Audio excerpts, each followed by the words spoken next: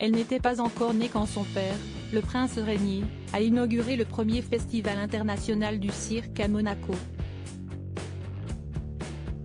En 1974, le souverain souhaite offrir une vitrine unique à l'art du cirque qui le passionne tant. À l'époque, il invite le cirque Bouglione à s'installer sur le rocher et c'est un véritable spectacle vivant qui s'impose à Monaco le temps du festival.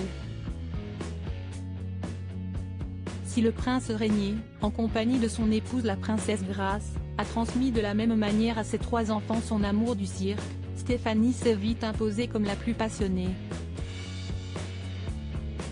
Assaillant son père de questions au fur et à mesure des nouvelles éditions du festival, la jeune fille est elle aussi devenue experte en la matière.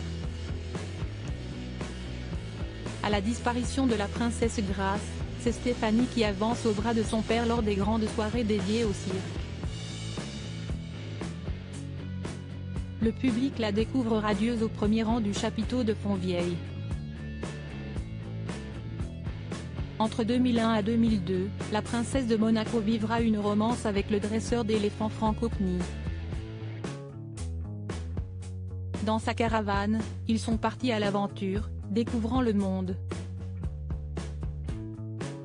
Puis en 2003, elle épouse l'acrobate Adam Lopez Pérez, membre du cirque Knie.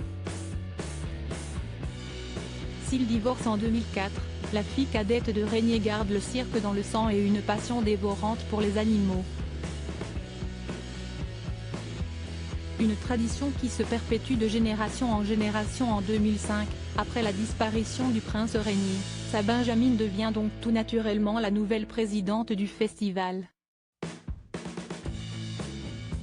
Comme le fait son frère, le prince Albert, à la tête du royaume, Stéphanie conjugue respect des traditions et modernité de l'événement.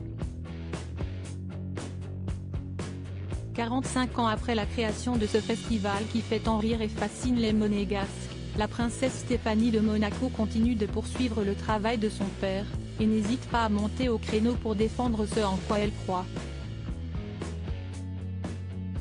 Aux premières loges, ce sont désormais ses enfants, Pauline, Camille et Louis, qui siègent à côté de leur maman, Madame Loyal. Crédit photo, Éric Maton-Sipa.